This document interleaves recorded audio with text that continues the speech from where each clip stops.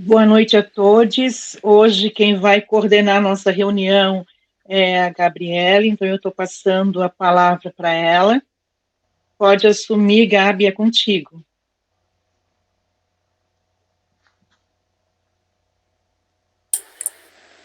Boa noite a todos.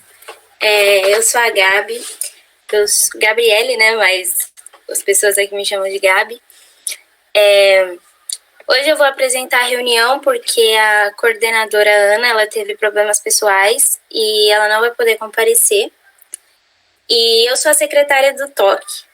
Então, para começar, eu gostaria de iniciar com uma frase do Martin Luther King que diz: nossas vidas começam a terminar no dia em que permanecemos em silêncio sobre as coisas que importam.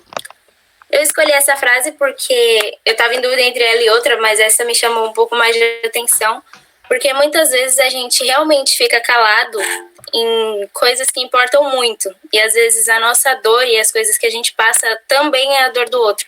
Então sempre falem o que machuca, o que incomoda, independente do que seja, aluno ou professor. Bom, para dar continuidade aqui, eu gostaria de pedir que cada um de vocês abrisse o microfone, aqueles que quiserem a câmera, e deixasse aqui um sentimento, porque de carinho, de afeto, porque a gente está passando, o mundo está passando por um momento muito difícil. Então, toda palavra de carinho é bem-vinda. Então, eu peço que digam município e deixem um sentimento aqui. Eu vou começar por mim. Eu sou de Florianópolis e o sentimento que eu quero deixar é esperança. Porque eu acredito que muitas pessoas podem não ter esperança que as coisas vão melhorar. Então, eu peço para que vocês sempre tenham esperança, porque as coisas vão melhorar e a gente vai sair dessa fase difícil.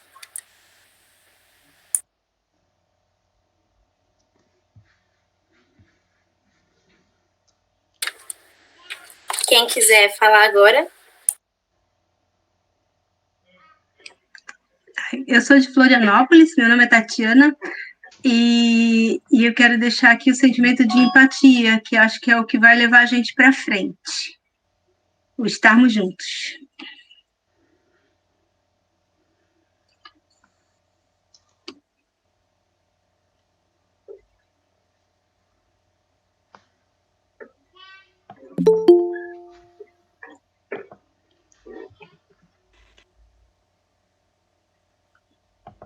Boa noite, meu nome é Daniel, faço parte da coordenação do TOC, eu sou aqui de Joinville.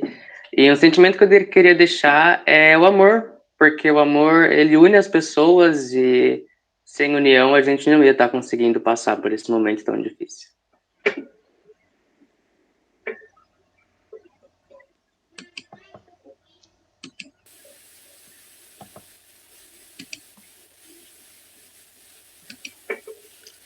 Chayane, teu microfone não está funcionando, a gente não está te ouvindo.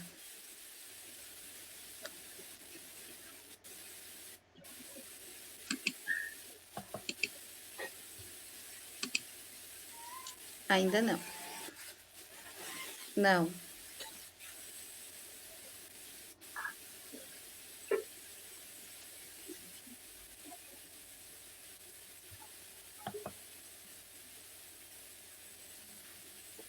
Enquanto isso, sou Sônia, de Florianópolis, e o sentimento que gostaria de deixar é solidariedade. Acho que é muito importante nesse momento crítico. Boa noite, meu nome é Heloísa, eu falo aqui de São Francisco do Sul, e o sentimento que eu gostaria de deixar é o sentimento de gratidão.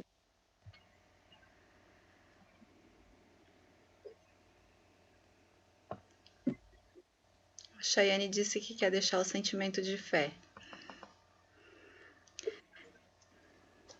Eu quero deixar o sentimento de... Meu nome é Suelen, eu trabalho em Florianópolis, moro em São José, e o sentimento que eu quero deixar é de alegria. Inclusive, eu comecei algumas videoaulas, né, para os estudantes do Aderbal, e eu começo com aquela música rap, porque para começar realmente com a energia lá no alto, que a gente realmente transforma, né? O que a gente ouve também muda como que a gente vai se expressar e como que vai ser o andar do encontro, enfim, da aula que seja, né? Então, alegria. Vamos sempre pensar em alegria.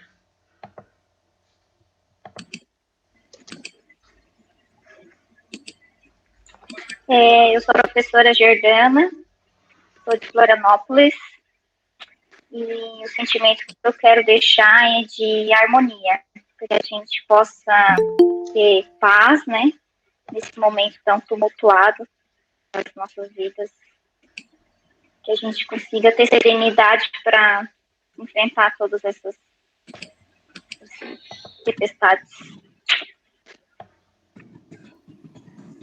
Meu nome é Geisiela, sou aqui de São Pedro, e o sentimento que eu deixo é de coragem, que é muito necessário nesse momento.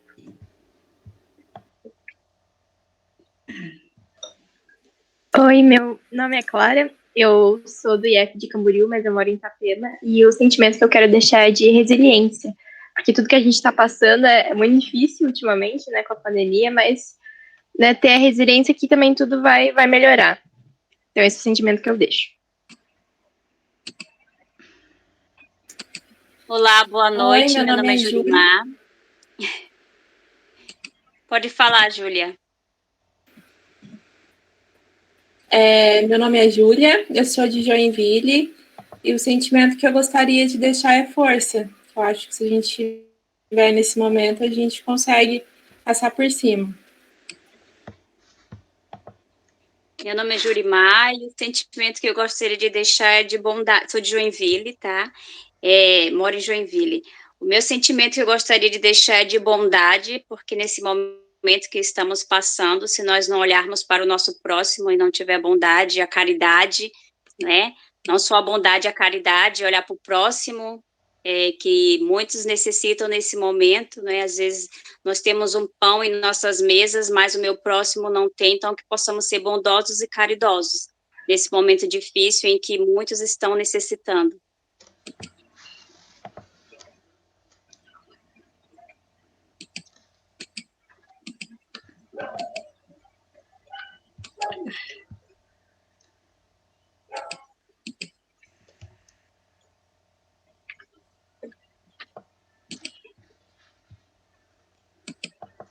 Gente, eu vou aproveitar aqui que vocês não estão falando. A Jennifer disse que está com problema no microfone e deixa o sentimento de paz. Fala de Joinville. Professora Suziane, quer se apresentar para a gente? Boa noite a todos. Sou a professora Suzy, então, sou da Derbal, trabalho em Florianópolis, e eu estava pensando aqui, eu fiquei com um sentimento de coletividade para a gente enfrentar, e a gente precisa estar juntos e seguir firmes aí, apesar dos desafios e dos obstáculos que sempre existem para a gente que busca ter essa coragem e não iniciar, como a Gabi falou ali no começo.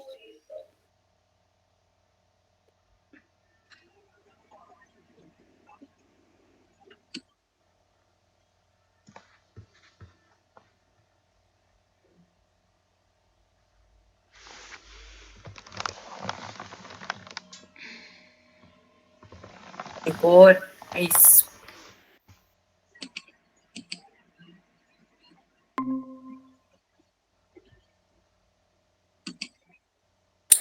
Mais alguém?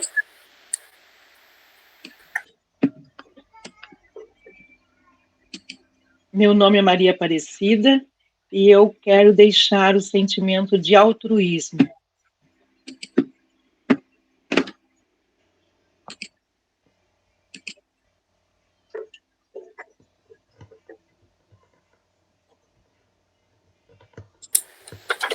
Ok, então. Para dar continuidade, eu gostaria de chamar agora os alunos da coordenação. Nós vamos fazer uma breve introdução sobre o nosso tema de hoje. E nós vamos falar sobre o que são as ações afirmativas, como elas são feitas, quais são as ações afirmativas em âmbito federal para os afrodescendentes e o que as cotas raciais segregam as pessoas. Para iniciar, eu passo a palavra para o coordenador Daniel e ele vai dar início. Boa noite, meu nome é Daniel e eu vou dar início ao tema, como a Gabi falou, eu vou explicar, dar uma breve explicada do que são as ações afirmativas. As ações afirmativas, né, podem ser ditas como um conjunto de ações e medidas realizadas e propostas, né, pelo governo federal ou por outras instituições públicas de médio e grande porte, visando diminuir as desigualdades sociais, né, aquelas desigualdades que são historicamente acumuladas. Buscando garantir a igualdade, né? A igualdade, a oportunidade igual a todos de uma sociedade. Também para corrigir injustiças, né, provocadas aí por todas as diferenças que as pessoas têm entre si. Por exemplo, a questão racial, a questão étnica, religiosa, a de gênero também, né? E as ações sociais, as ações afirmativas, elas aumentam, né? Elas ajudam muito a aumentar a participação de minorias no processo político, no acesso à educação, à saúde, ao emprego, aos bens materiais, a redes de proteção social ou ao reconhecimento cultural. Ou seja, basicamente, as ações afirmativas, elas servem para introduzir pessoas que não são naturalmente introduzidas na sociedade, por serem diferentes. Elas são introduzidas por meio das ações afirmativas. Um exemplo bem simples são as cotas. As cotas são um exemplo de ações afirmativas. As cotas para pessoas pretas, as cotas para pessoas deficientes, de renda baixa, são todos exemplos de ações afirmativas. É isso, basicamente. Agora eu vou passar a palavra para a Brenda e ela vai dar uma breve explicada sobre também as ações afirmativas. Obrigado. Boa noite, gente. Me chamo Brenda. Eu vou falar um pouco como são feitas as ações afirmativas. Então, elas são políticas públicas feitas pelo governo ou pela iniciativa privada com o objetivo de corrigir desigualdades raciais presentes na sociedade, acumuladas ao longo de anos. Uma ação afirmativa busca oferecer igualdade de oportunidades a todos. As ações afirmativas podem ser de 3 tipos, com o objetivo de reverter a representação negativa dos negros, para promover igualdade de oportunidades e para combater o preconceito e o racismo. Uma ação afirmativa não deve ser vista como um benefício ou algo injusto. Pelo contrário, a ação afirmativa só se faz necessária quando percebemos um histórico de injustiças e direitos que não foram assegurados.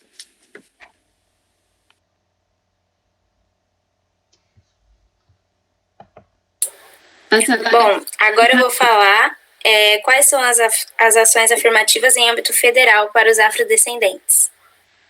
Muitas ações afirmativas já foram e são feitas no Brasil. Podemos citar, por exemplo, o aumento da participação dos grupos discriminados em determinadas áreas de emprego ou no acesso à educação por meio de cotas. Dentre as ações afirmativas no Brasil, para a população negra, podemos citar o estudo da igualdade racial, a lei de cotas no ensino superior e as leis 10.639/03 e 11.645/08. Em 2014, a Lei 12.990 instituiu a reserva de 20% das vagas no Serviço Público Federal para a população negra. A primeira universidade brasileira a adotar o sistema de cotas para estudantes de escolas públicas foi a Universidade Estadual do Rio de Janeiro. Inicialmente, a reserva de vagas era de 50%. A partir de 2004, a divisão passou a ser 20% das vagas para estudantes de escolas públicas, 20% para quem se autodeclara negro ou indígena, 5% para outras minorias étnicas ou pessoas com deficiências, filhos ou agentes públicos, E assim, 45% das vagas da URJ são destinadas a indivíduos nessas condições, desde que tenham baixa renda per capita. E a partir de 2012, com a lei de cotas, todas as universidades e institutos federais reservam 50% de suas vagas a estudantes de escolas públicas. Agora eu passo a palavra para Maria. Eu vou falar sobre a minha pergunta que eu vou responder. É que se as cotas raciais, elas segregam as pessoas, que separam as pessoas. Então, algumas pessoas têm a fala equivocada de que elas sim separam e que já que a gente somos todos iguais, não teria por que ter essa divisão, né? Já que todo mundo tem os mesmos direitos. Mas, desde sempre, a gente tem uma herança muito forte do racismo. Então, para ter uma igualdade maior dentro das universidades, se tem essas cotas para pessoas com baixa renda, pessoas negras e para as pessoas com alguma deficiência física. E aí, ou qualquer deficiência, para ter uma igualdade maior. E para exemplificar isso, existe um exemplo de que antes cotas de 7 milhões de pessoas dentro que passaram numa universidade, apenas 11% delas eram negras. E, como a Gabi disse, depois, na Universidade do Rio de Janeiro, já era uma coisa mais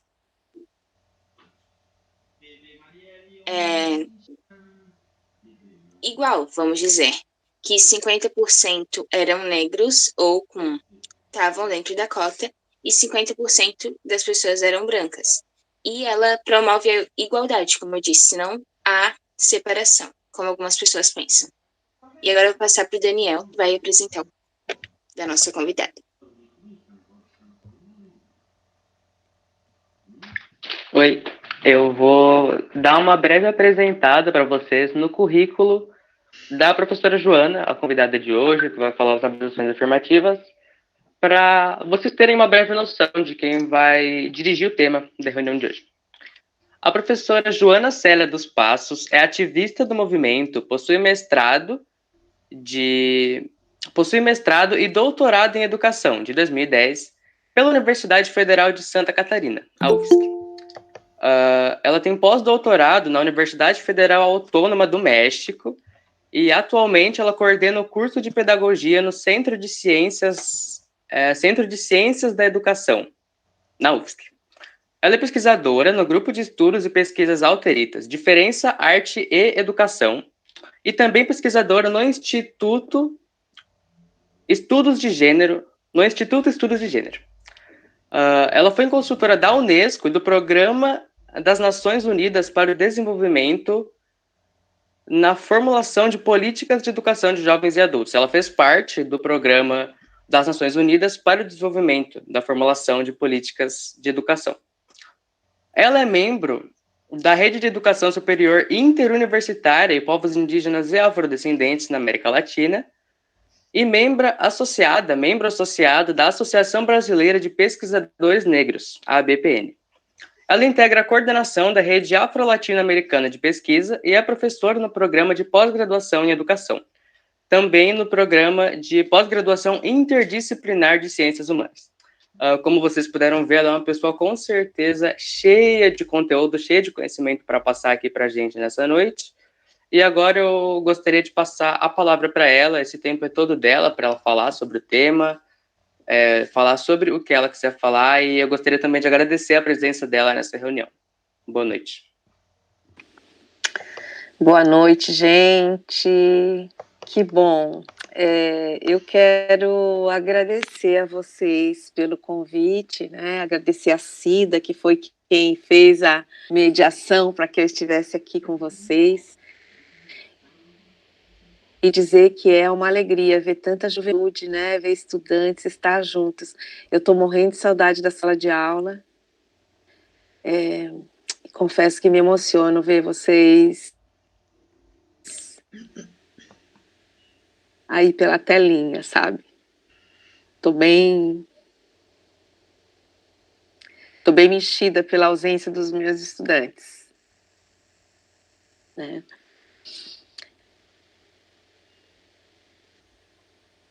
Mas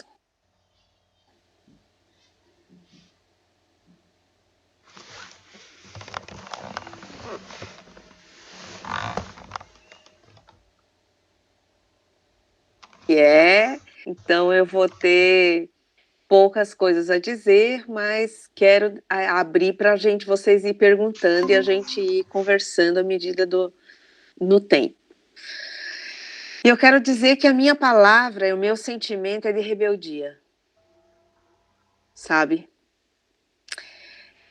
Eu acho que é a rebeldia que nos move. É eu ser rebelde que me deixa inconformada com a situação que a gente está vivendo. É o meu lado rebelde que me coloca pilha para brigar contra as injustiças. É o meu lado rebelde que vem de juventude. Desde muito jovenzinha eu fui rebelde. Que me mantém, apesar de tudo, acreditando que a gente pode fazer melhor e diferente em todos os lugares que a gente estiver, sabe? A rebeldia que me move. Então, eu sou uma professora rebelde, eu sou uma mulher rebelde, eu sou uma mãe rebelde, sou uma amiga rebelde. A Cida sabe o quanto eu sou rebelde. Né? E é isso. Né? E eu acho que a rebeldia que me mobiliza, ela que me move, ela que me desafia, ela que faz com que eu me desafie a estar em tantos lugares ao mesmo tempo, né? Bom, então vamos lá. Vocês já disseram o que são as ações afirmativas, né? Vocês já disseram da importância delas, já disseram que ela não segrega, não é? Então eu vou dizer a vocês algumas coisas e depois nós vamos abrir para conversa, tá? Eu sei que aqui tem várias pessoas, né, professoras, né? Eu quero dizer que é muito legal ser professora nesse tempo, né? E estar junto com os estudantes e se colocar junto com essa rebeldia juvenil para poder discutir as ações afirmativas. Não dá para falar das ações afirmativas sem dizer que ela é resultado da rebeldia, das tantas lutas do movimento negro, né? As ações afirmativas que a gente tem no Brasil, várias pesquisas têm dito para nós que desde a metade do século XX, pelo menos, a inclusão dos negros e negras no ensino superior já era uma pauta dos movimentos negros. Então, vocês imaginem, lá nos idos dos anos 1950, 1947, a população negra já dizia que queria estar no ensino superior, né? Mas a gente só vai conseguir chegar mais perto dessa política, nos anos 90, precisamente em 1995, quando 35 mil homens e mulheres negros e negras estiveram em Brasília, na Marcha Zumbi dos Palmares, e nesta marcha entregaram um documento para o presidente da República, que à época era o Fernando Henrique Cardoso, dizendo da importância do Estado brasileiro assumir as afirmativas para a população negra. 1995. Mas foi a participação de negros e negras na conferência, na terceira Conferência Internacional sobre o Racismo, discriminação racial, a xenofobia e as intolerâncias correlatas que aconteceu na cidade de Durban, na África do Sul, que faz com que o Estado brasileiro assuma a responsabilidade das ações afirmativas. Uma coisa curiosa é pensar que o primeiro presidente que disse que o Brasil é um país racista foi o Fernando Henrique Cardoso, lá em 1995. Então é muito recente que o Estado brasileiro assume que o Brasil é um país racista. E é bem importante dizer que o Fernando Henrique só assumiu essa postura de afirmar que o Brasil é racista porque ele tinha feito pesquisas, inclusive, sobre relações raciais no Brasil, na década de 50, e tinha concluído que o Brasil era racista. E como presidente e sociólogo, né, pesquisador, intelectual, ele não poderia, então, mais fazer de conta que não tinha essa informação. Não dá para desaprender depois que a gente aprende, né? É mais ou menos isso. Mas voltando para a conferência de Durban, foi essa conferência em África do Sul, a delegação brasileira foi a maior, né? O maior número de negros e negras que foi do Brasil, e foi este grupo, né, que vai assegurar, então, que o Brasil seja um signatário, isto é, assine o programa de ação daquela conferência. Um programa que reconheceu o racismo e que o combate à discriminação é a responsabilidade primordial dos estados, né? Além disso, esse programa também fez com que os países tivessem que construir os seus planos de ações nacionais para promover a diversidade, promover a igualdade racial, tá? Mas, veja, foi necessário que um presidente operário, metalúrgico, né, assumisse a presidência da República para que essas ações afirmativas ganhassem impulso. Então, nós vamos ter políticas de ações afirmativas no âmbito do Estado brasileiro a partir de 2003, quando é criada a Secretaria Especial de Políticas de Promoção da Igualdade Racial. E em 2004 a gente vai ter a criação da Secretaria de Diversidade, Secretaria de Educação Continuada, Alfabetização e Diversidade, a SECAD, no âmbito do Ministério da Educação. Mas é bem importante também lembrar que isso não se deu assim com tranquilidade. Ou melhor, não aconteceu sem conflitos. Aliás, nós tivemos muitos conflitos. Várias pessoas aqui devem lembrar que a discussão era: agora os negros querem entrar de graça na universidade. Agora querem dividir o Brasil entre brancos e negros. Mas isso é contra a Constituição, né? Então não foi algo tranquilo, foi algo conturbado, mas uma coisa foi bacana, fez com que a sociedade brasileira se colocasse de novo a discutir as relações raciais, a discutir o racismo, né? E isso foi muito importante, né? E houve uma divisão muito grande na sociedade brasileira, mas não entre a população de modo geral. Teve uma divisão entre intelectuais. E olha que incrível, muitos intelectuais que estudavam a escravidão, que estudaram as relações raciais no Brasil, com a chegada das políticas de ações afirmativas, se posicionaram contrários às ações afirmativas. Não é incrível? Sim, porque para eles a gente estava dividindo o Brasil. Mas se a gente continuasse quietinho como objeto de estudo, tudo bem. Ali a gente poderia estar. Mas se a gente ousasse ir para a universidade, ali não é lugar para negros, não é? mas a gente ganhou essa parada. E conseguimos, ainda que sem qualquer lei, grande parte das universidades federais e estaduais no Brasil implementaram políticas afirmativas por sua própria vontade. Não havia lei exigindo.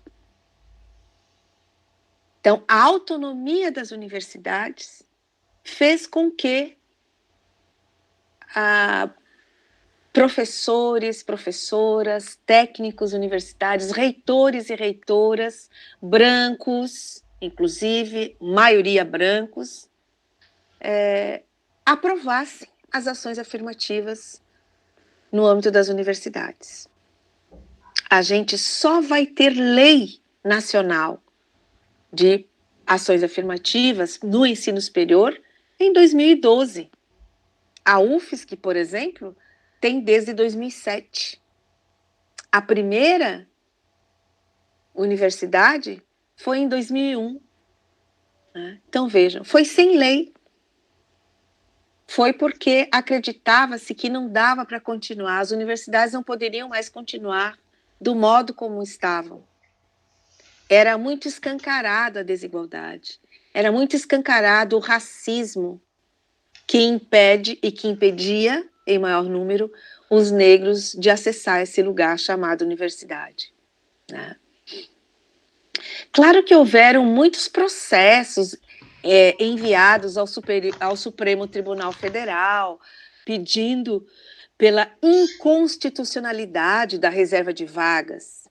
Mas todos esses processos caíram por terra quando o Supremo Tribunal Federal, em maio de 2012, faz uma audiência pública, chama os a favor e os contras, estabelece um diálogo, isso foram 3 dias de audiência pública, e, por fim, o Supremo decide que as cotas que a reserva de vagas são constitucionais.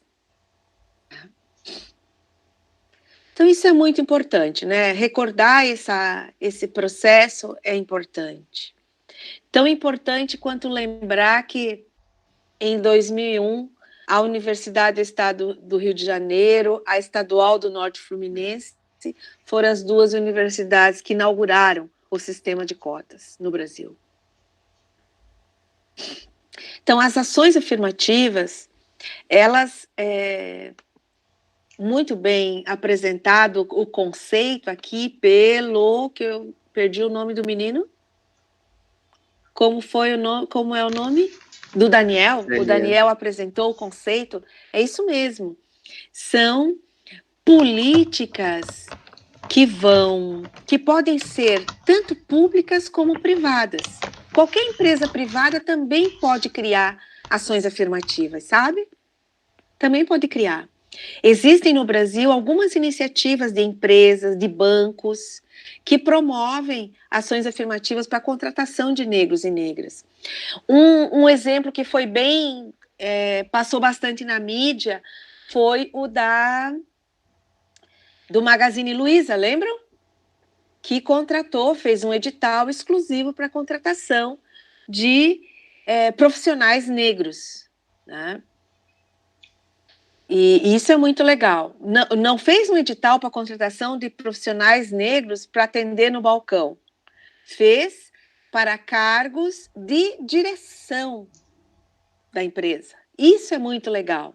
Saber que a gente pode, que os nossos podem estar em qualquer lugar, desde que tenham formação, qualificação, não é, para assumir esses espaços, tá? Então, isso é uma coisa que é importante dizer, né? Um outro dado importante para a gente pensar é que, geralmente, as pessoas acham que ação afirmativa é igual a cotas. Não é a mesma coisa. Então, ações afirmativas são as políticas que asseguram direitos para grupos historicamente discriminados, certo? Muito bem. Agora, o como vai fazer isso né, são o que a gente chama de modalidades. Então, a cota é uma modalidade dentro das ações afirmativas.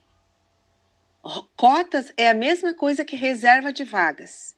Então, eu reservo um número X, no caso da lei federal é 50%.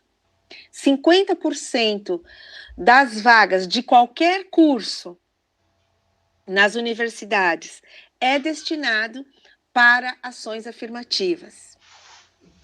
Né? Primeiro, destinado para estudantes de escola pública.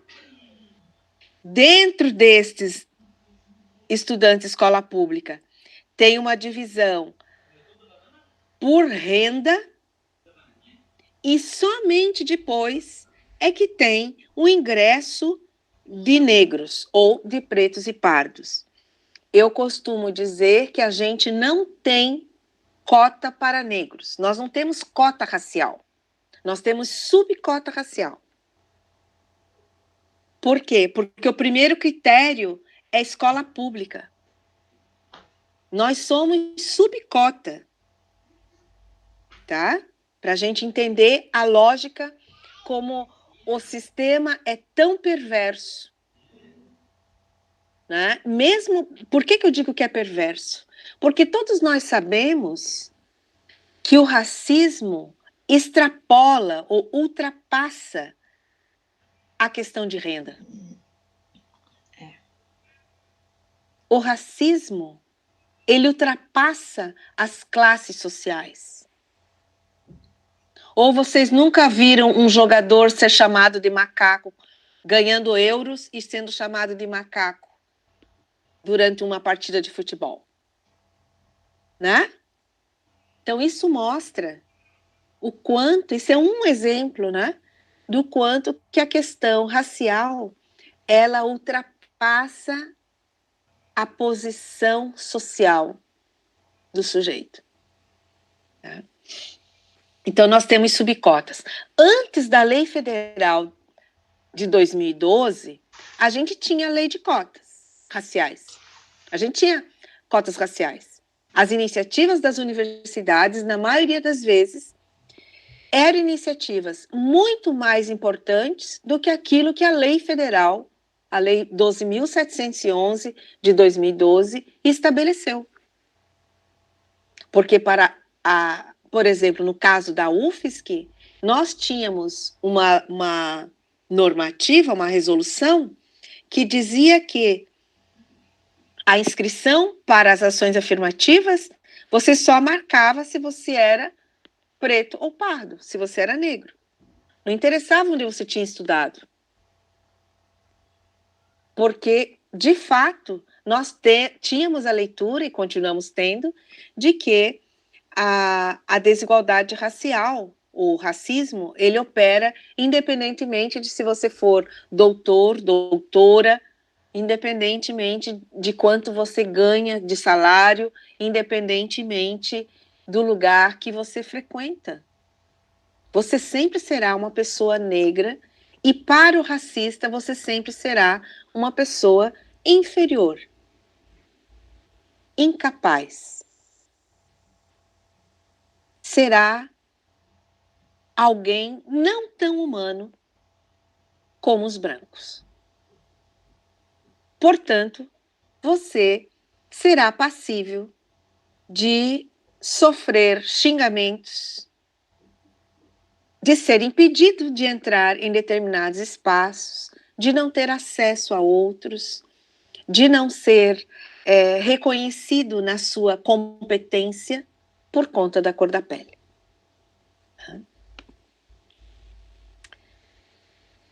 Bom, nós vamos ter também ações afirmativas no âmbito da saúde, ações afirmativas no âmbito do mercado de trabalho. E aí quero dizer que, em relação à saúde, também é no governo Lula que a gente vai ter um programa de saúde da população negra, para pensar exclusivamente a saúde da população negra. Por quê? Porque há questões que são muito mais presentes, há doenças que são muito mais presentes na população negra do que na população branca. Por exemplo, as doenças cardiovasculares. Por exemplo, a violência obstétrica. O que é a violência obstétrica? As mulheres negras recebem menos... me ajuda, Cida? Menos... Anestesia na hora do parto, ou melhor, não recebem. Por quê? Porque há uma ideia de que as mulheres negras são muito fortes e de que elas podem sobreviver, que elas vão aguentar a dor. Né? Então, essa concepção é uma concepção racista. Né? As doenças cardiovasculares, que também são em maior número, né? As doenças do infarto, essas coisas tudo aí que vocês devem conhecer, infarto, AVC, tudo isso, a população negra também sofre em maior número. E isso não se explica somente geneticamente. Isso se explica pelo estresse do racismo, da pobreza, da desigualdade que a população negra vive. Porque, independentemente, de novo a questão de classe, pela alimentação, isso mesmo, pela pobreza, né? Que não me assegura que a pessoa tenha condições de se alimentar, de ter uma vida saudável, né? De uma alimentação saudável. E isso é muito importante da gente pensar que não é uma herança genética, então. E o fato de... mas o que eu ia dizer é o seguinte, que independentemente da pessoa negra, se ela ser pobre ou ter um bom salário, ela também herda as doenças cardiovasculares. Percebe? Então, as ações afirmativas, a produção de políticas, a construção de políticas, ela vem nesse sentido. E quando o movimento negro vai à luta, né, e vai exigir do governo federal, dos governos estaduais e municipais, políticas como liberação, porque o movimento negro sabe o quanto a população negra sofre e vive nessas condições mais desiguais, né? Mas voltando às ações afirmativas no ensino superior, é bem importante lembrar também que a gente vai ter no próprio movimento negro grupos que eram contrários às ações afirmativas para negros. Porque achavam que, primeiro, que isso não ia dar certo, né? Não apostaram muito, né? E posicionaram-se contrários. Hoje já dizem, não, a gente defende, mas é sempre bom fazer com que as pessoas relembrem o quanto foram contrárias, né? Foram contrárias, tiveram que olhar, sabe, para poder acreditar que era possível, né? Outra questão importante para pensar, então, é que as ações afirmativas não é uma unanimidade, nem mesmo entre a população negra. Vocês devem conhecer várias pessoas negras que também são contrárias, porque acham que isso desqualifica o modo da pessoa entrar na universidade. Tem gente que pensa assim, eu não vou, não preciso de favor nenhum para entrar lá. Como se fosse um favor, porque há uma criação ideológica de que o mérito de que você tem que ser aprovado por mérito, de que a meritocracia, se você se esforçar bastante, você consegue, né? Só que não é possível se esforçar bastante e conseguir numa lógica que nós temos em que os meninos e meninas negras saem para trabalhar antes dos brancos. Assumem mais responsabilidades que os brancos na vida cotidiana das suas famílias. Então não vai ter o mesmo tempo disponível para se dedicar aos estudos, para poder enfrentar um vestibular e estar na mesma condição de competir. Mas se a gente assegura a oportunidade dessa pessoa entrar e ingressar na universidade, em menos de um ano, essa pessoa recupera o tempo em termos de conteúdo e se coloca muito rapidamente à frente daqueles que não dependeram de cotas raciais para entrar. Essa é uma experiência que nós temos na UFSC porque a gente acompanha com pesquisas o desempenho dos estudantes cotistas e não cotistas, nos diferentes cursos. Isso a gente já tem publicado, o quanto que o desempenho de um estudante cotista, ele pode entrar no vestibular com a nota 5. Mas, quando ele vai para a sala de aula, estudar, fazer o curso, a média dele é 8,9. Não é 5 do vestibular. Até porque, gente, o vestibular não prova nada. O vestibular é apenas um modo de eliminar, porque não tem vaga para todo mundo. A maioria das pessoas são aprovadas no vestibular. Elas só não são classificadas, porque existem 50 vagas para cada curso, 30 vagas para cada curso. Elas só não são classificadas. Quer dizer, não entra nos 30 ou nos 50. Mas não significa que ela reprovou no vestibular. Então, isso é muito importante, compreender a dinâmica de exclusão que o ensino superior produz. E aí eu tenho que tirar o chapéu para muitas instituições comunitárias e privadas que o estudante vai lá, faz uma redação e está dentro. Ou analisam o histórico do ensino médio e ele está dentro. Eu sou completamente favorável a isso. Porque isso é menos excludente.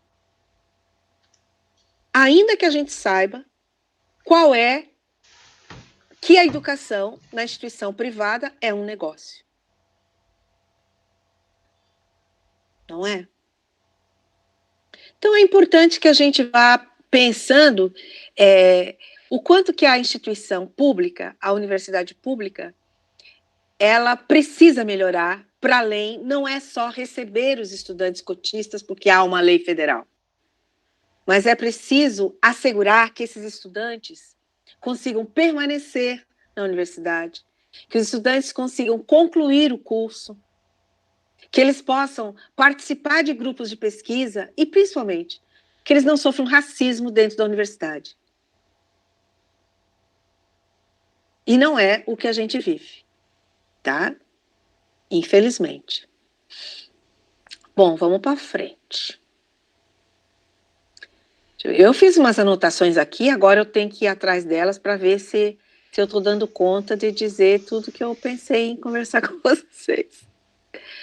Ai, meu Deus do céu. Deixa eu achar aqui. Mas vocês podem falar também, né? Por favor. Por que vocês não conversam comigo, gente? Conversa comigo.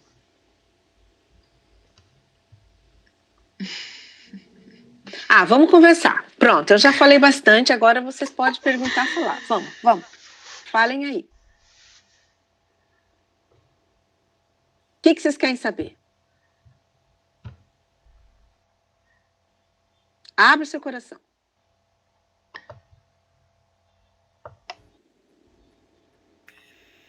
Eu queria fazer um comentário.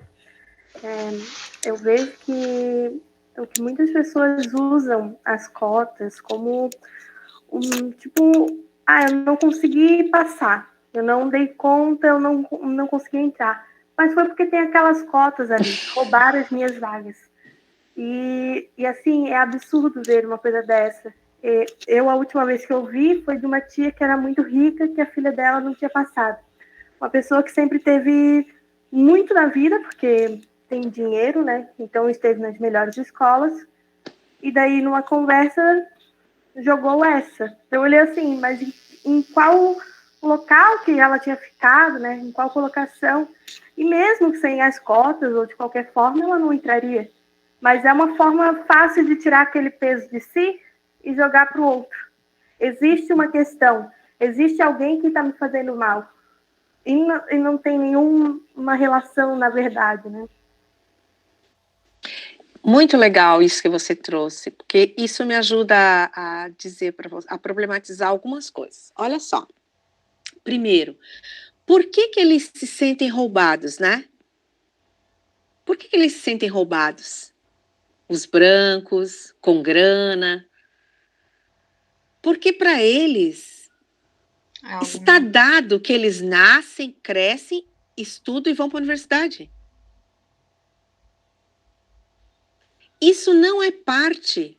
Essa historinha, recém a gente começa a fazer nas famílias negras, nas famílias pobres da periferia. Né? Para eles estava dado. Ora, como assim? Aquele lugar é meu. Né?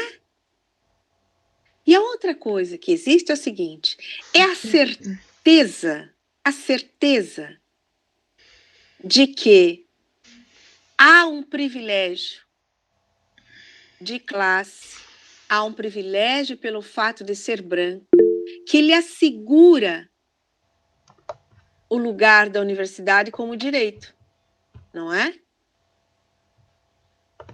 Então, é importante que a gente problematize com essas pessoas o seguinte, o que lhe dá a certeza de que esse lugar é seu?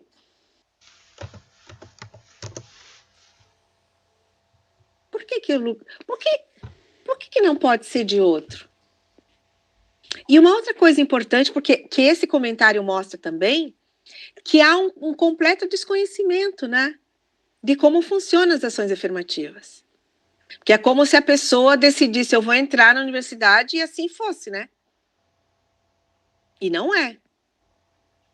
Todas as pessoas que se submetem por ações afirmativas fazem a prova de vestibular. Que, como eu já disse a vocês, não mede nada. Ela só constrói um sistema de eliminar porque não tem vaga para todo mundo. Simples assim.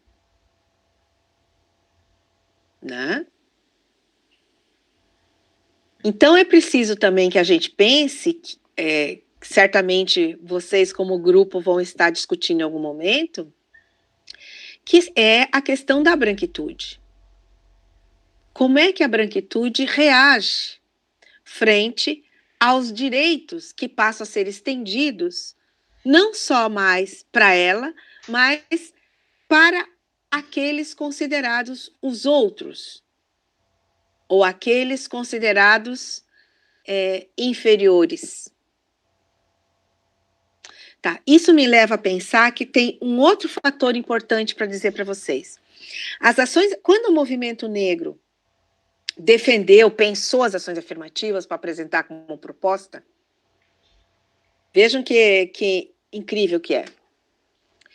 O movimento negro faz um gesto muito importante de democratização da sociedade brasileira. Por quê?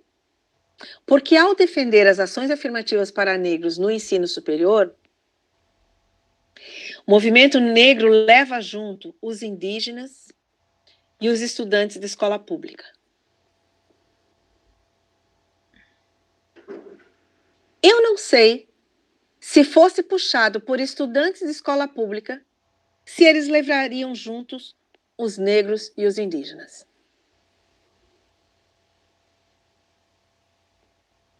Se fosse puxado por um sindicato de professores, se levariam junto negros e indígenas. E eu digo isso porque o meu sindicato, Sindicato dos Professores do Ensino Superior do Brasil, foi contra as ações afirmativas num congresso lá em 2005. Votou contrário. Isso para dizer a vocês, então, que quem educa a sociedade brasileira, que quem democratiza a sociedade brasileira é o movimento negro e, por conseguinte, a população negra. Que mais temos a dizer? Vamos lá. Professora, eu queria fazer um comentário. Eu não consigo Por ligar favor. a câmera porque eu tô gravando e, infelizmente, eu esqueci de desligar o sistema aqui dele. Grava, tipo, no cantinho da tela, meu rosto. É assim, eu entrei no Instituto Federal, né? E quando eu entrei, eu fui cotista, tá? Daí, no meu mestrado, o PPG-CT não tinha ainda sistema de cotas. Então, eu entrei em ampla concorrência. E nesse percurso que eu estive lá, a gente conseguiu fazer a mobilização, né? O movimento estudantil, ele já tinha esse levante e tal, mas foi uma coisa que se efetivou com a gente lá dentro, assim. Então, a cota para negros, indígenas e pessoas com deficiências, a gente conseguiu, foi ano retrasado, impor, e agora a gente está movimentando documentos, né? Um parecer técnico, para inserir também cotas para pessoas travestis. E eu queria falar um pouco, assim, sobre a necessidade, primeiro, né, dessa autonomia dos programas e das instituições. Segundo, da importância dos estudantes estarem fazendo esse movimento sempre, né, porque foi uma pressão, no caso, de baixo para cima, no nosso programa, e ainda é porque tem professores que são contrários, né, a professora sabe muito bem. Então, é uma questão de também uma disputa de narrativas. E queria falar sobre as necessidades estruturais também, né, de adequações e tal, para receber a diversidade também. Porque, como vocês sabem, eu engravidei no mestrado e um período antes da pandemia, eu comecei a frequentar aulas com a Marielle. Então, para mim foi bem difícil, porque para começo não tinha um banheiro que era adaptado. Só tem acho que um banheiro ali do departamento de filosofia. Não lembro onde é que é, mas tem poucos banheiros que são adaptados. E como eu fiz parto normal, teve uma hora que eu precisei ir no banheiro e eu acabei fazendo xixi nas calças. E eu tive que sair da aula, né? Com no caso, a minha filha. Parei de assistir a aula porque quem estava mijada era eu. Então, essas coisas que acontecem mesmo, né? E que estão aí. E pensar também nas pessoas trans que vão, né, entrar na universidade, os nossos estudantes também que estão também construindo suas próprias identidades.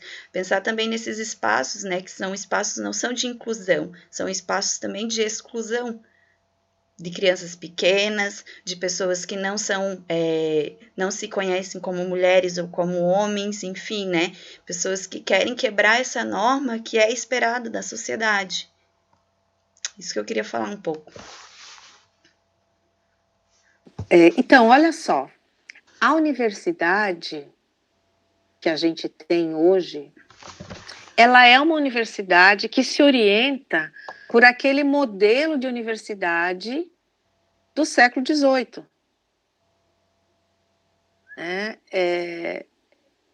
E aí não estava previsto nessa universidade do século XVIII que esse povo todo ia entrar nela. Né? Então, o que faz? A universidade, ela já é uma barreira para o próprio ingresso. Né? Então, o que a gente vai ter? Nós vamos ter um pé na porta, literalmente, da universidade, que começa com as ações afirmativas, e é bem importante isso que a Suelen está trazendo, porque as ações afirmativas, elas vão provocar outros grupos a reivindicar o direito de estar também na universidade. E aí nós vamos ter a população trans. A gente já tinha a legislação para as pessoas com deficiência, né? E agora a gente tem, então, o ingresso também das pessoas trans. E aí, gente, o que eu posso dizer a vocês é que a universidade nunca foi tão diversa. Ela nunca teve tantos corpos diferentes e que historicamente foram rejeitados, porque nós temos negros, indígenas, quilombolas, pessoas trans, pessoas com deficiência, idosos. Os idosos voltaram a estudar, muitos idosos voltando a estudar. Então, nós temos uma ampliação da perspectiva do direito ao ensino superior a partir das ações afirmativas para negros, que foi uma luta dos negros. Né? Então, acho que é bem bacana ver isso. E é claro, nesse modelo de universidade, não tem lugar para mãe, tem lugar para estudante. Se não tem lugar para mãe, como é que vai ter lugar para mãe com filho, com bebê, com recém-nascido? Não existe essa possibilidade nesse modelo de universidade do século XVIII, porque no século XVIII as mulheres eram proibidas de estudar. Né? Então, eu estou fazendo esse comparativo para a gente perceber assim, o quanto que as nossas universidades elas permanecem com um ideário de estudante do século XVIII, ainda que estejamos no século XXI. Né? E se a gente for olhar os cursos, e se a gente for olhar os professores, eles carregam, muitos deles carregam essa mesma expectativa de que o estudante seja aquele do século XVIII e não um estudante do século XXI. Sabe? Um estudante descolado, rebelde, que vai para a manifestação, chega na aula e para tudo, e vamos parar tudo porque nós temos que nos manifestar. São contra a travesti que sai da sala de aula e vai para a prostituição. Entendeu?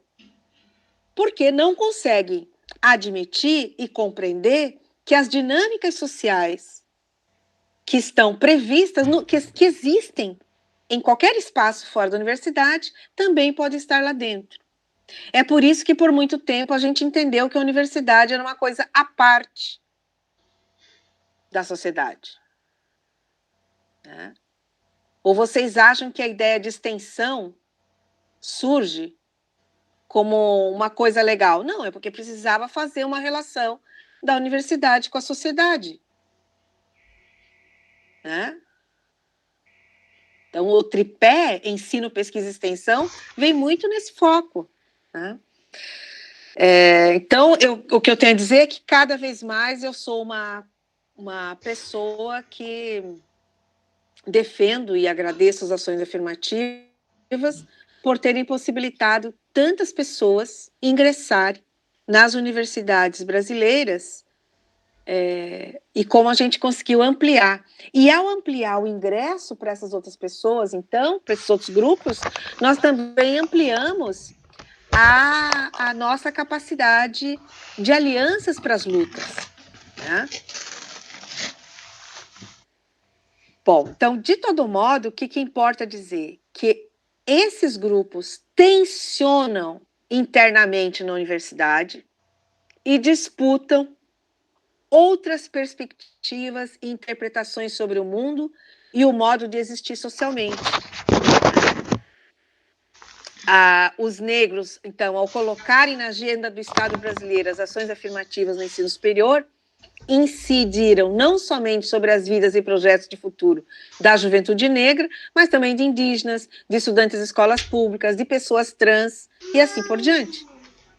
Então, é necessário dizer sempre que sem as lutas dos movimentos negros não haveria reserva de vagas para indígenas e para estudantes de escolas públicas, o que coloca sempre em evidência que a estratégia política do movimento negro amplia a possibilidade de democratizar a sociedade brasileira e a universidade.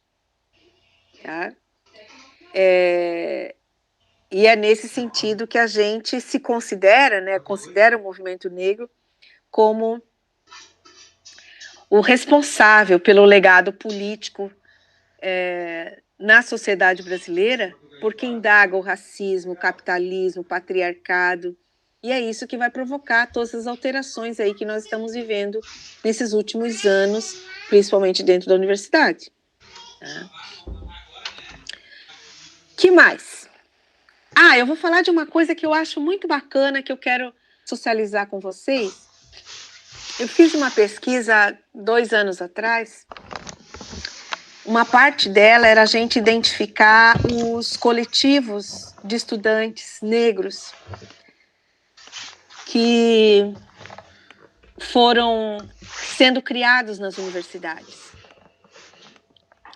E, para nossa surpresa, naquele momento, 2 anos atrás, a gente encontrou mais de 100 coletivos de estudantes negros que foram constituídos após as ações afirmativas. E esses coletivos de estudantes que se reuniam primeiro para estudar, para debater um assunto da disciplina, começaram a tomar outros formatos, né?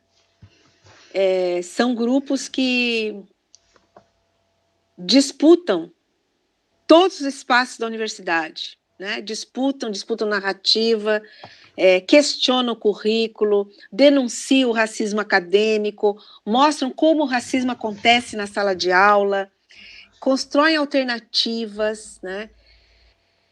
Trazem a pauta da saúde mental para dentro da universidade. Não era um tema da universidade a preocupação com a saúde mental dos estudantes, nem dos professores, nem de ninguém, né? Isso passa a fazer a parte. Então, é um conjunto, esses coletivos de estudantes, eles conseguiram articular as lutas LGBTQI+, com a luta de classe, com as questões de gênero, com o feminismo, com a questão racial, com as religiosidades, né? Eles disputam os centros acadêmicos. Então, é um movimento que não para mais, sabe? Não para mais. E um dos estudantes, um dia, me disse, eu perguntei a ele numa entrevista, qual era o reflexo familiar da sua entrada na universidade? Como é que a família reagia? E o estudante disse assim: professora, o impacto é na família próxima e na família distante, na rua e na comunidade. Desde que saiu meu nome na relação de aprovados, todos se mobilizaram, comemorando, ajudando com as despesas.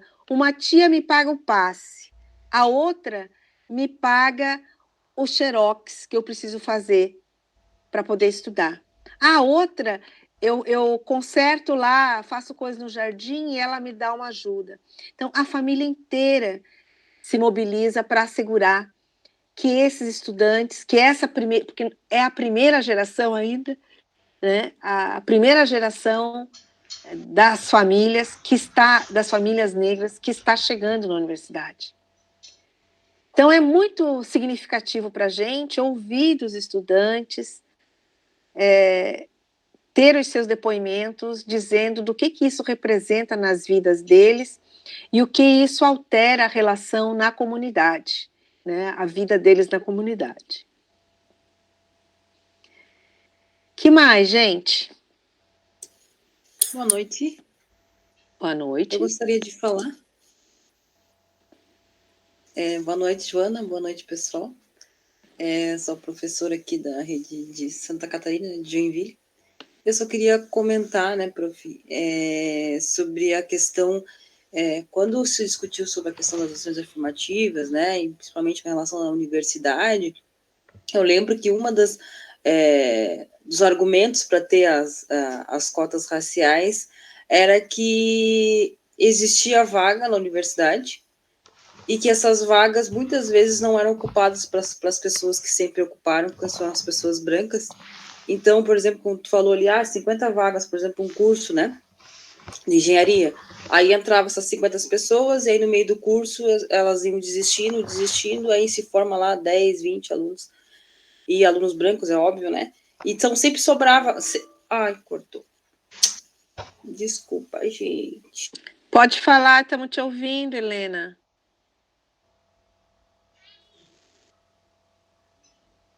Helena?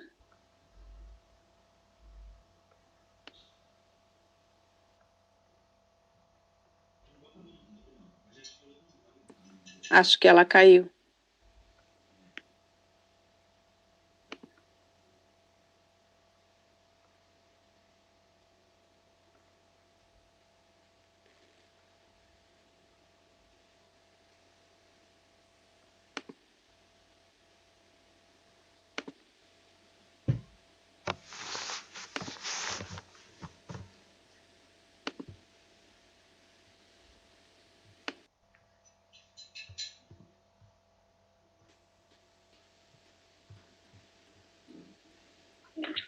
Enquanto a professora Helena não retorna, né, eu gostaria de falar, né, para vocês perguntarem, né, porque se vocês pensarem bem, analisarem tudo que ela falou, sempre fica uma duvidazinha, né, e às vezes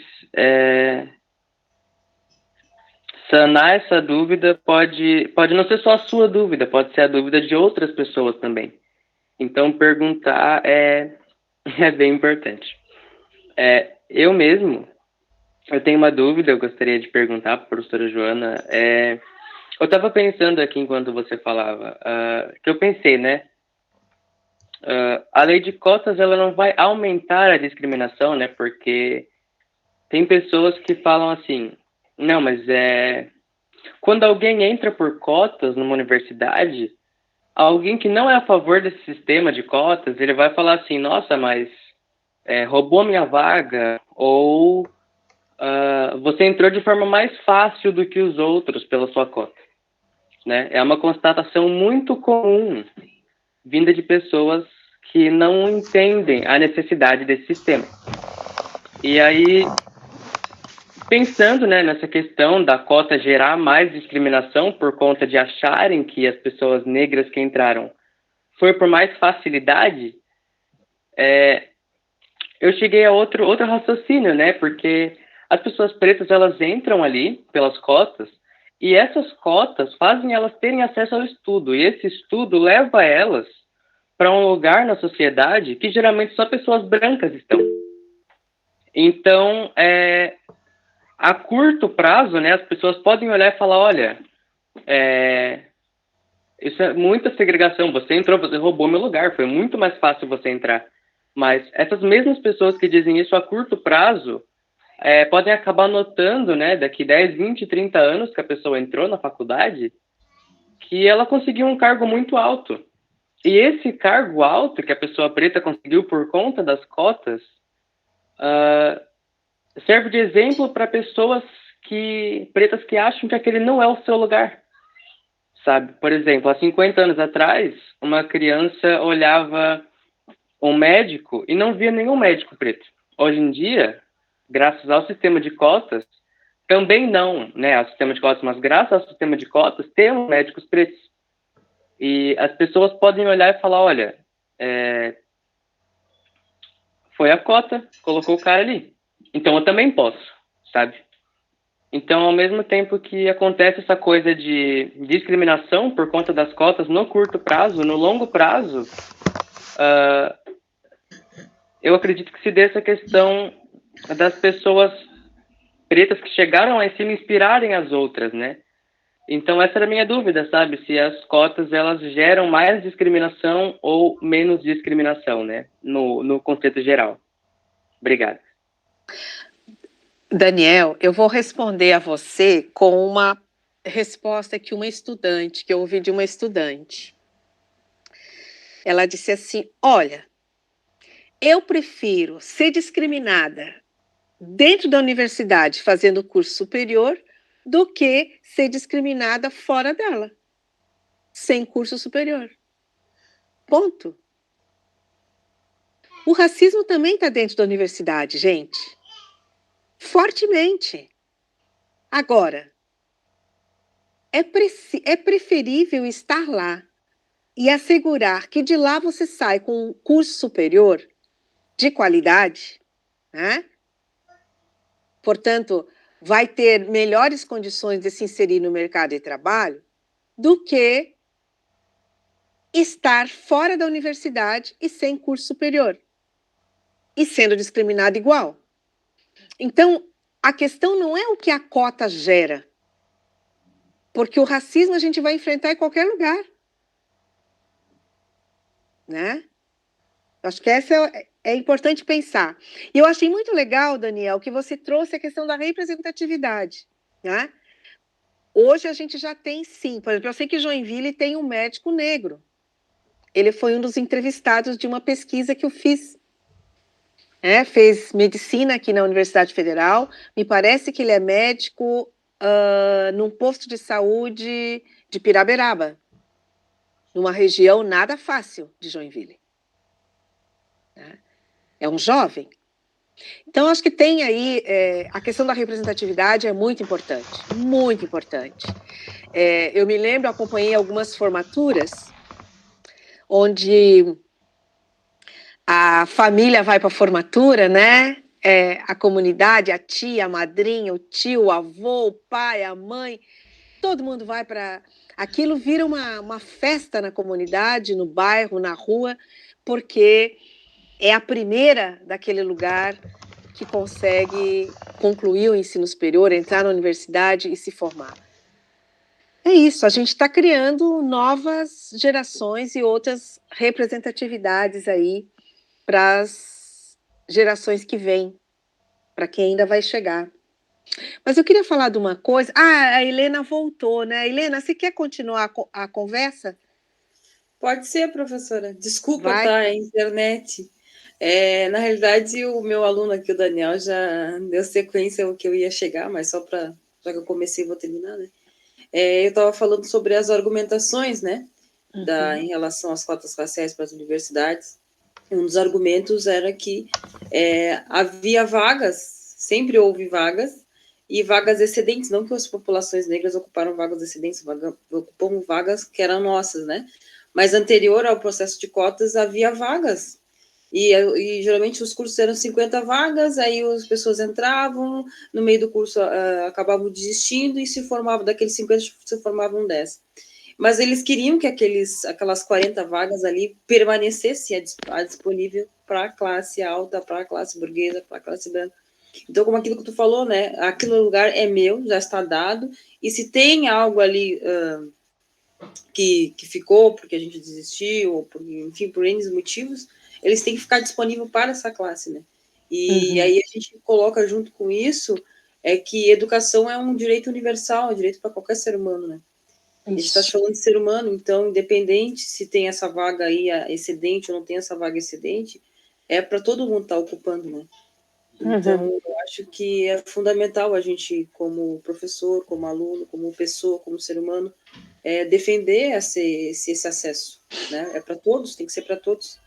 E junto com isso, também coloco o exemplo da Luana Tolentino, né? Que ela é bem conhecida aí no mundo, né, no Brasil, no mundo, e ela teve um exemplo, né, acho que a senhora já deve bem saber, que ela estava na universidade, entrou na universidade, lá na educação, e estava pelos corredores da universidade, e uma pessoa se aproximou dela, né, e disse, você é faxineira, você não sei o que, ela disse, não, eu estou fazendo mestrado de educação aqui, e aí ela causou um espanto, um estranhamento, aquela pessoa ocupando um outro lugar, né. Então, eu acho que agora, daqui para frente, a gente não é estranhar mais a população negra, a população LGBT, a população indígena, nesses lugares, a gente tem que entrar mesmo em massa e também não ser a mais, mas ser 50 brancos, são 50 negros, 50 indígenas, 50 pessoas especiais, né? Assim, né? Essa proporcionalidade, né? Não ser mais um estranhamento, não pode ser mais um estranhamento. É isso. É isso mesmo, Helena. Não dá mais, não pode ser um estranhamento para nós vermos negros em determinados lugares, mas a gente ainda está caminhando para isso, né? A gente ainda não consolidou. Então, nós vamos precisar ainda reunir muitos esforços para assegurar que os nossos meninos e meninas consigam entrar na universidade, permanecer nela e concluir com sucesso e ingressar no mercado de trabalho no curso em que concluíram, né? Para que a gente possa sentir que a nossa missão foi cumprida, como aquelas que criaram as oportunidades, né? Eu sou uma pessoa que eu estou muito feliz de ter feito parte dessa história, de contribuir com a formulação, com a defesa das ações afirmativas na universidade brasileira, porque estou vendo os frutos dela, estou vendo os resultados, né? Isso me deixa muito feliz. Eu acho que eu me debruço para pesquisar, né? E por isso que me envolvo tanto também com as ações afirmativas. E agora a gente está num outro momento das ações afirmativas, que são as ações afirmativas na pós-graduação, para mestrados e doutorados, né? Eu fui responsável por formular a política de ações afirmativas na pós-graduação em educação e também a resolução da UFES, que eu também fiz parte para elaborar. Né? E nessa resolução, na educação, a gente conseguiu colocar pessoas, então, negros, indígenas, quilombolas, pessoas com deficiência, travestis. Né? Então, eu fico só radiante de poder acompanhar e viver esse momento e ver que tanta gente consegue adentrar o espaço da universidade. Mas eu queria falar de uma coisa de um dos limites que a gente está tendo em relação às ações afirmativas, que eu acho que, assim como tem as coisas boas que a gente quer assegurar, é lógico, mas tem questões que fogem da nossa capacidade, da nossa condição de dar conta, né? E uma delas tem a ver com as fraudes. Vocês devem ter acompanhado as fraudes nas ações afirmativas, de gente branca que se inscreve, vai lá e passa numa vaga de estudante negro, ou de estudante quilombola, ou de estudante indígena, né? Esse é um dos limites que a gente está vivendo, sabe? Por quê? Porque até muito recente, primeiro porque a branquitude descaradamente, baseado naquela ideia de que a universidade é o lugar delas de destino, né, de direito, né, aquela questão lá, mas roubaram a minha vaga, eles vão fraudar mesmo, na cara dura. Marca lá que é pardo, por exemplo, e é branco. Aí o que a gente tem feito, né? Nós constituímos... Oi, Alessandra. Que bom te ver. Que bom te ver, Alessandra.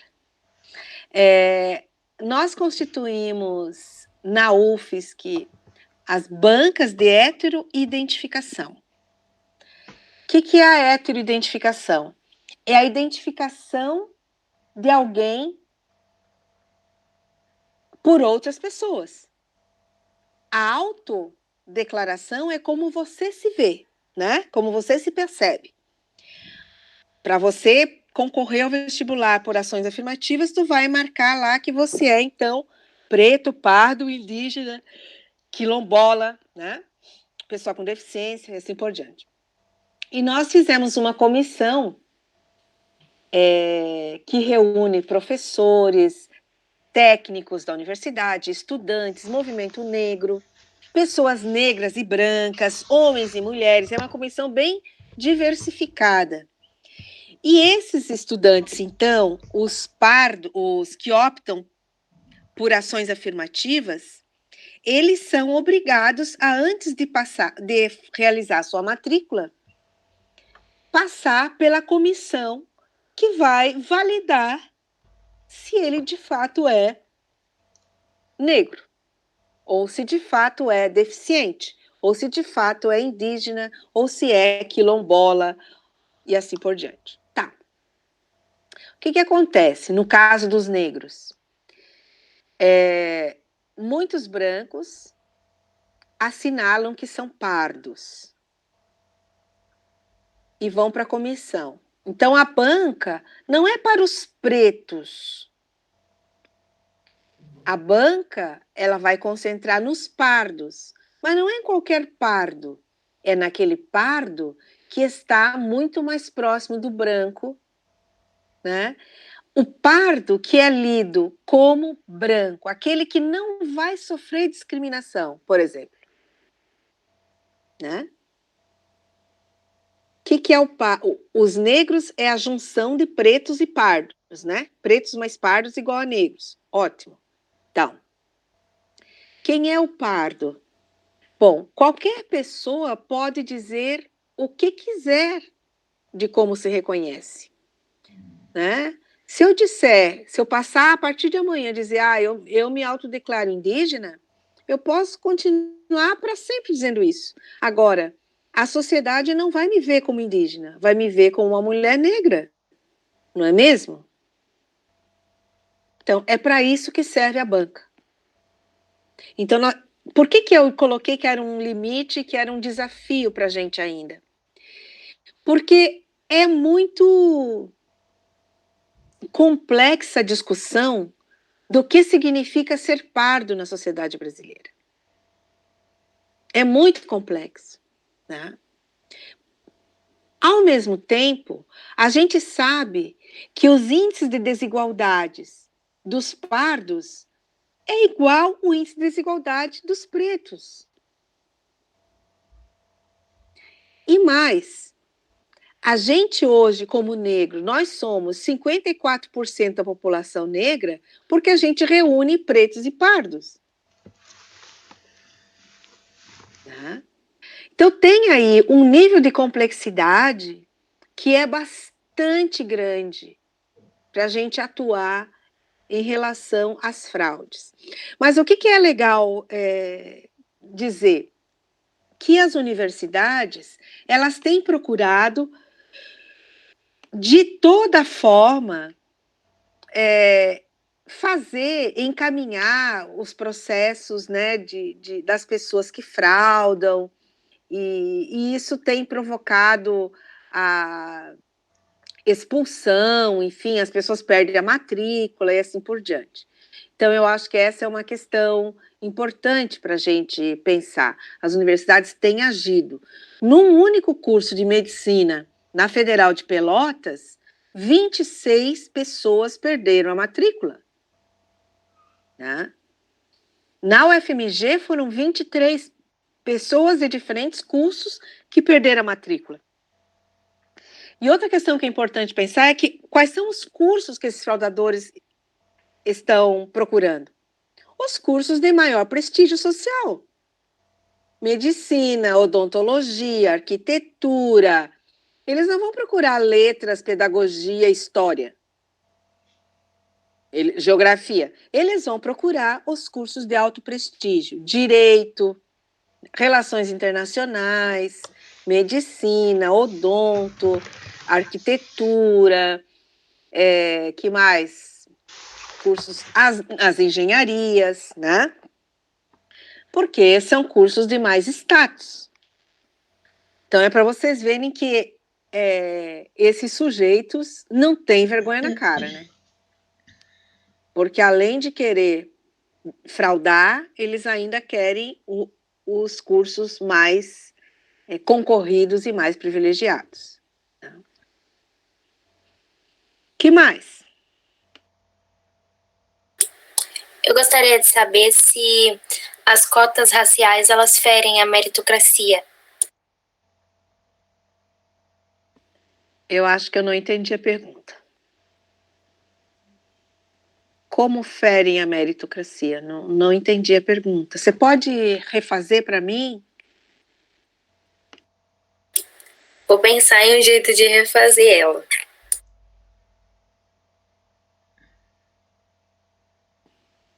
E eu vou ficar pensando aqui como é que eu posso entender a tua pergunta.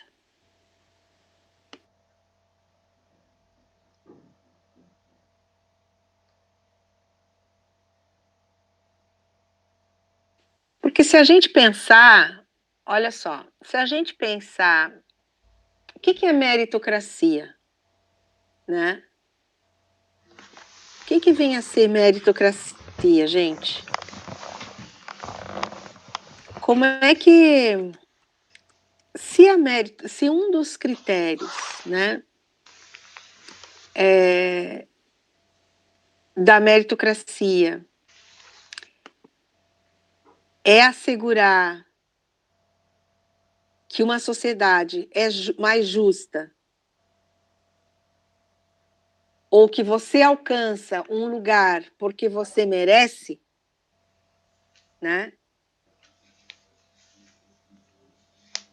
Mas merece porque se esforçou, se merece porque foi atrás e tal, isso, as cotas raciais também são meritocráticas. Porque o sujeito vai ter que estudar para o vestibular, por exemplo. Vai ter que alcançar uma nota passível de ser aprovado. Não é mesmo? Então, ela não fere o princípio da meritocracia. Ela mantém a meritocracia. Se era essa a tua pergunta, né? Sim, era isso.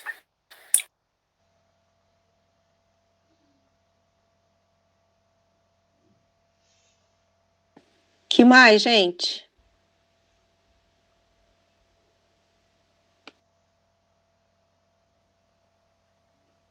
Eu lembro aos estudantes que é uma oportunidade que nós estamos tendo de entender melhor, de compreender melhor como é que funcionam essas ações afirmativas dentro das universidades. Então, aproveitem para tirar as dúvidas.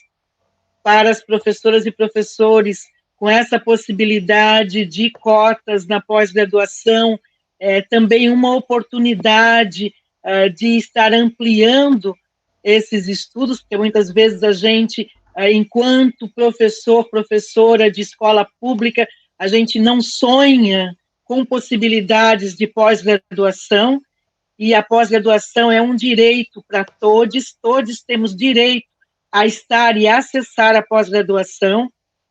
Então, vamos aproveitar esse momento para tirar as dúvidas que vocês possam ter, os alunos aí do ensino médio, que já estão pensando, muitos já estão pensando no vestibular, então aproveitem para tirar as suas dúvidas sobre essa entrada, de repente, as dúvidas que vocês têm, os medos que vocês têm em acessar o vestibular por cotas raciais. Esse é o momento, gente, vamos aproveitar. Enquanto eles pensam nas dúvidas, eu vou antecipar algumas dúvidas, tá? Então, vou contar para vocês o seguinte. Quando vocês fizerem o vestibular, aí vocês fizeram lá e tal, foram aprovados. Vocês vão passar por essa banca de heteroidentificação antes de ir fazer a matrícula.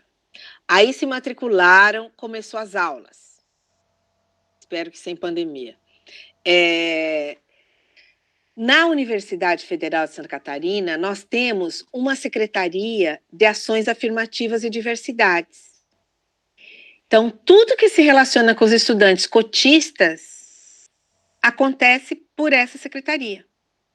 Então, a secretaria vai oferecer a vocês monitorias, isto é, bolsas de monitorias. Vocês vão ter o atendimento à assistência estudantil, que é um programa de assistência estudantil para manutenção de vocês, para a permanência de vocês na universidade. Vocês têm direito ao restaurante universitário. Quem não tem renda, consegue o restaurante universitário gratuito. Quem tem renda, algum tipo de renda, vai pagar R$ 1,50, estava o almoço, acho que agora deve estar custando uns R$ 2 para almoçar no restaurante universitário. No restaurante universitário tem café da manhã e almoço. Tem uma casa estudantil pequenérrima, acho que não chega a 200 vagas, mas tem. Tem auxílio creche, tem auxílio eventos, tem uma série de programas que podem facilitar a vida de vocês na universidade, tá?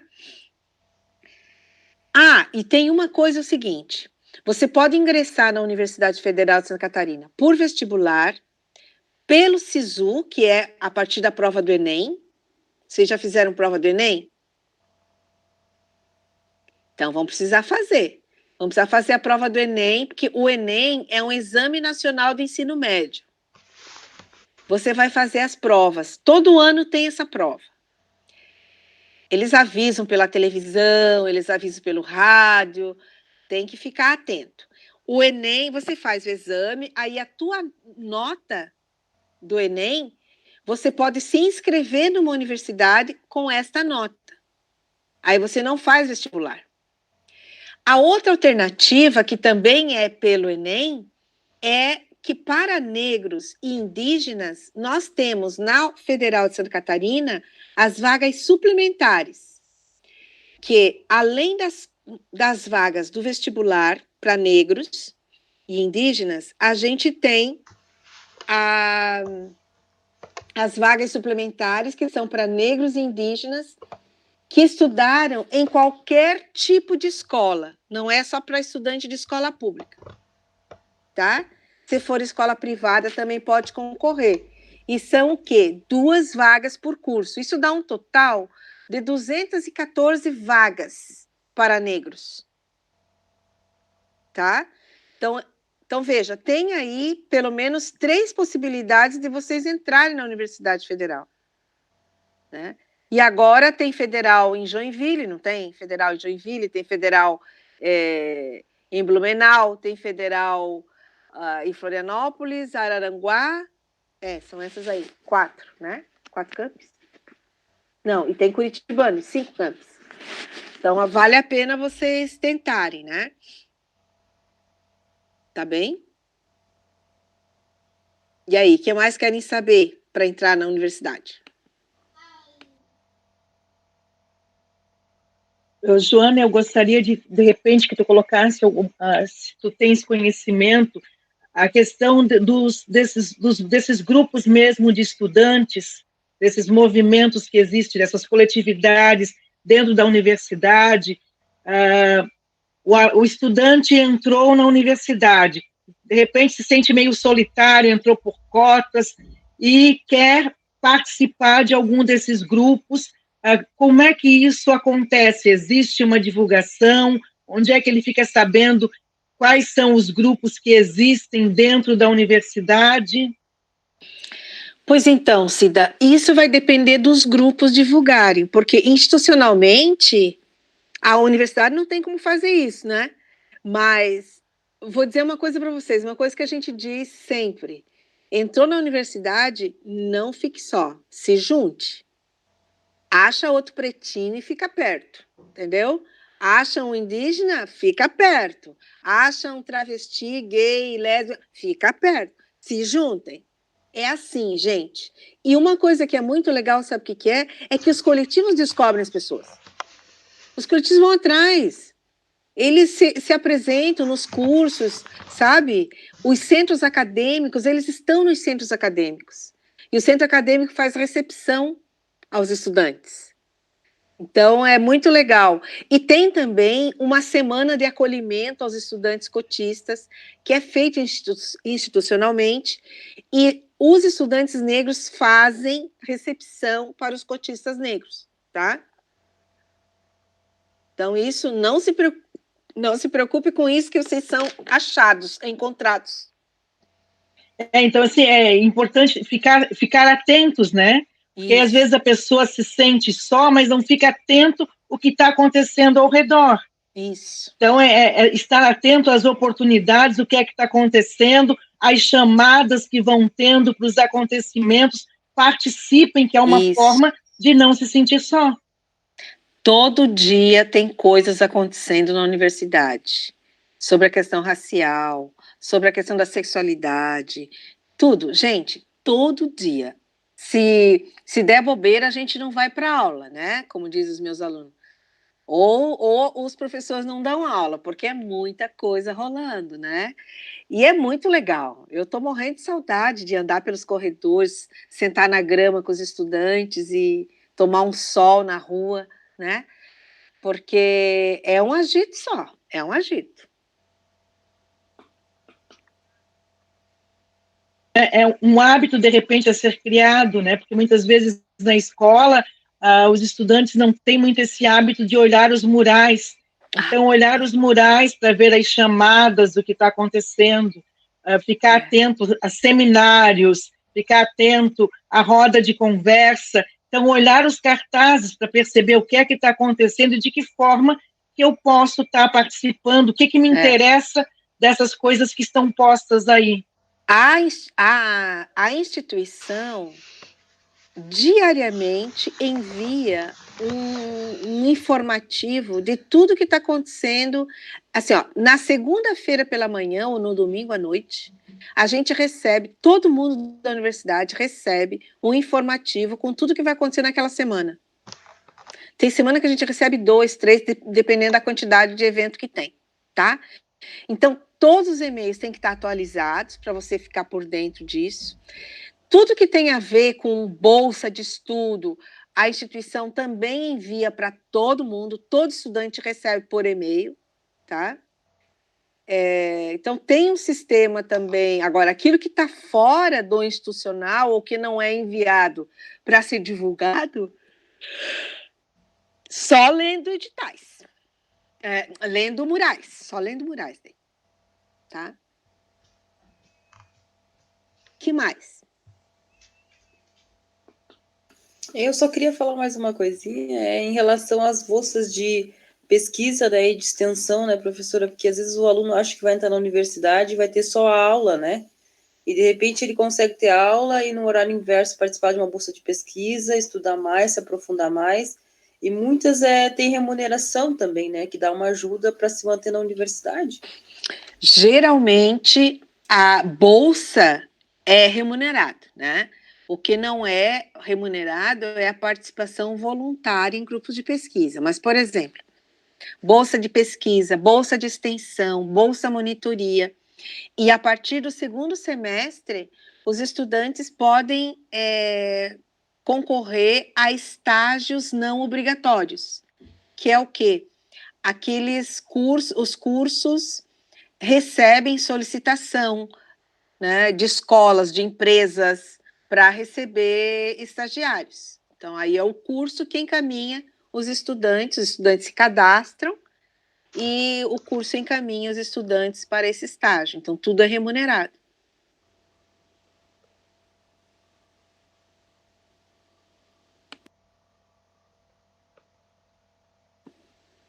Que mais, gente?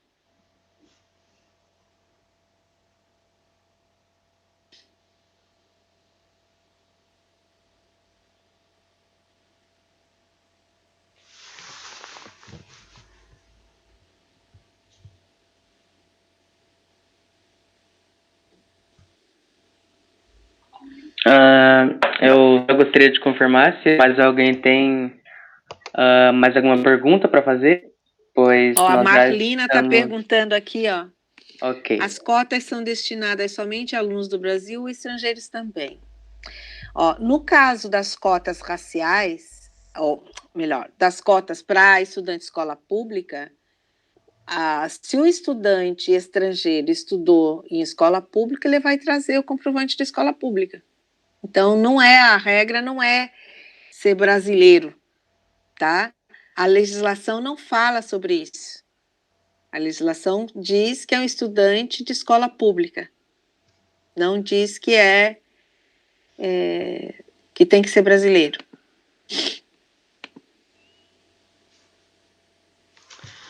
Sobre as bancas de declaração, eu queria saber um pouquinho mais sobre ela, como é que é feito essa análise, se a pessoa realmente é negra ou não, né? Tem a ver com a família ou apenas a aparência da pessoa? Ótima pergunta. Então, vou começar do começo. O racismo no Brasil, ele é de marca. O que significa isso? Que depende das características fenotípicas e da melanina. Então, o racismo no Brasil é pela aparência, não é pela ancestralidade, tá? A ancestralidade seria essa coisa de pensar, meu avô era negro, meu bisavô era negro. Não interessa para a política pública. O que interessa para a política pública é se você é negro ou negra, tá? Então, não é para quem já foi, é para ti. É para esse momento, tá? Então, é bem importante. E aí, como é que a comissão age? A comissão tem essa compreensão. Então, são os traços fenotípicos que vão dar os elementos para a comissão de validar ou não a sua autodeclaração, né? E daí não é uma coisa de olhar, vamos medir o nariz, o crânio, não. É o conjunto da pessoa, é o conjunto das características fenotípicas. Não é uma característica fenotípica, é o conjunto delas, tá? É assim que funciona. Sim, tem alguns programas que já colocaram cotas para refugiados, né? No Brasil todo tem, na maioria das universidades tem, na nossa parece-me que vai ser incluído e nos programas de pós-graduação já tem também. Eu queria chamar a atenção para o seguinte, também tem concurso público com ações afirmativas, né? Vocês precisam ficar ligados nisso, 20% das vagas de concurso público é para pessoas negras e indígenas, tá? Então, qualquer concurso público no âmbito federal, tá? É obrigado ter vagas, reserva de vagas para pessoas negras e indígenas. Que mais?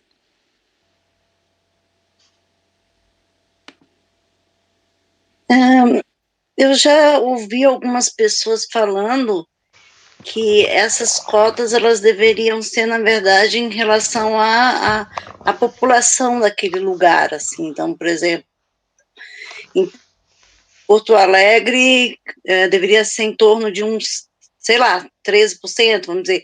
Lá na Bahia seria, sei lá, 53% em termos de Brasil. O que tu acha disso, de que essa cota fosse proporcional à população?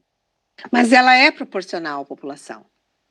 Ah, é proporcional? Sim. A lei estabelece. Então, as cotas no estado de Santa Catarina ou em qualquer estado, a base, o percentual é a base de população do estado.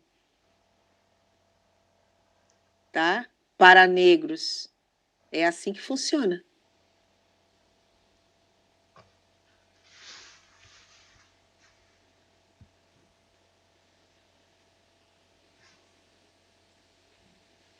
Que mais temos?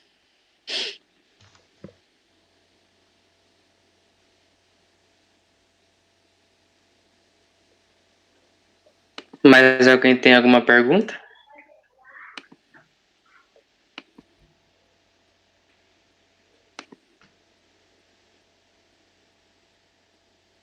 Ok, então acho que eu posso considerar a nossa sessão de perguntas encerrada. Vou só dar um avisinho para vocês que estão participando da reunião. Ali no chat, ali nas mensagens da chamada ali dessa nossa reunião, a Cida colocou o link do formulário para marcar a presença, para marcar que você esteve presente. Então, todos que estiverem presentes hoje, agora na reunião, devem ir lá e preencher o formulário certinho para dar baixa na presença de hoje. Ok? Então, tá. Aí, agora eu vou agradecer primeiramente a Joana, né, por todas as palavras, mas eu vou passar a palavra para a Gabi, para ela terminar com os agradecimentos, e é isso. Bom, primeiramente eu gostaria de agradecer a Joana por comparecer e compartilhar o conhecimento dela conosco. Acredito que não só para mim, mas para todos nós. Hoje a nossa reunião foi muito produtiva. Agradecer também a vocês que participaram e que estiveram aqui até o final. Muito obrigada. Eu fiquei muito nervosa no começo, peço desculpas se falei algo errado. Eu nunca tinha coordenado uma reunião antes. E é isso. Obrigada por todos vocês aqui. E boa noite. Agora vai passar os últimos recados. Os últimos recados são comigo.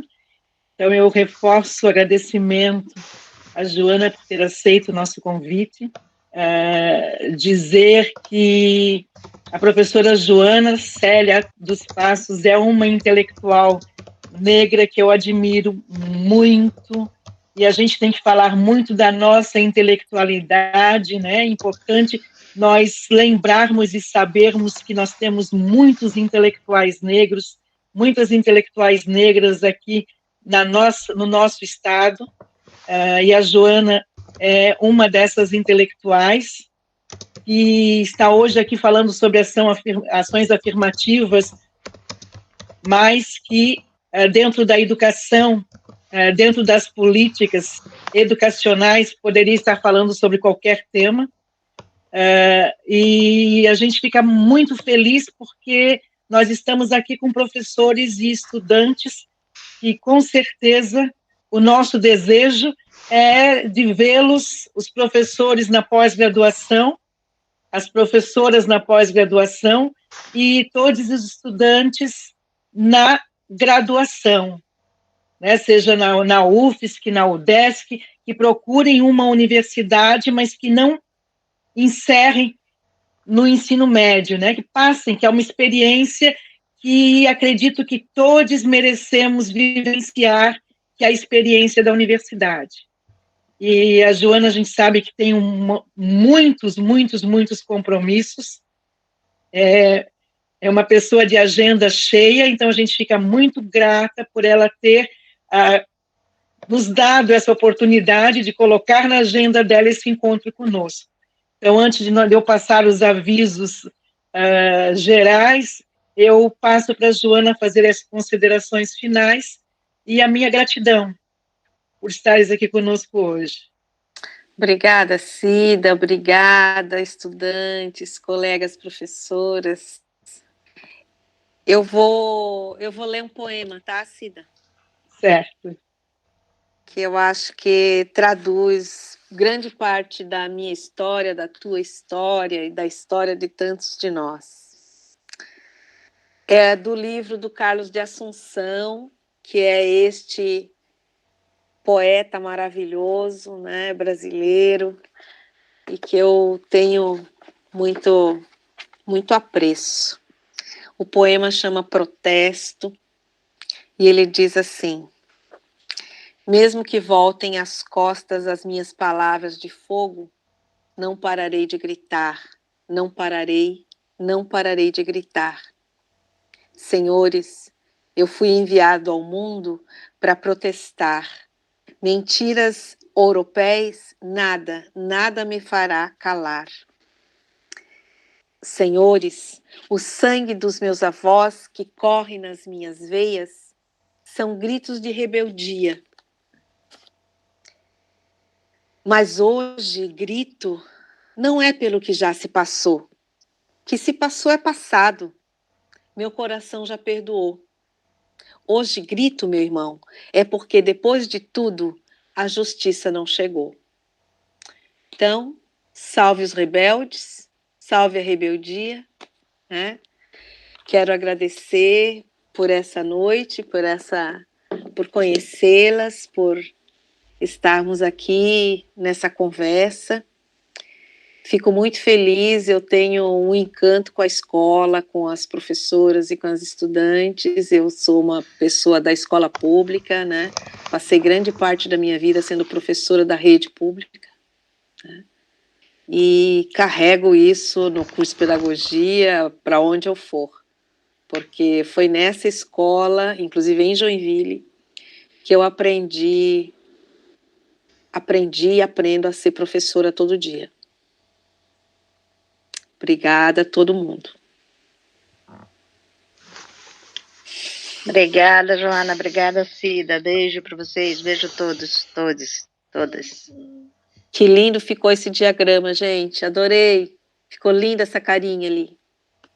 Então, a gente pode fazer vamos fazer enquanto a Joana ainda está aí, alguém faz uma foto para depois nós ficar registrado esse nosso encontro.